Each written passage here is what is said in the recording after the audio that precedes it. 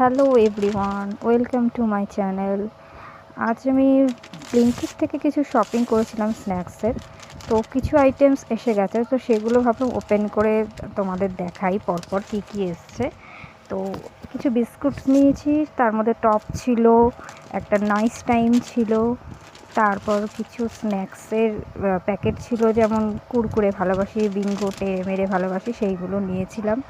তারপর একটা মিউনিস নিয়েছি, আর সাথে ছিল হলো চায়ের গুঁড়ো, মানে চায়ের যে প্যাকেট টাটা যেটা, সেটা নিয়েছিলাম।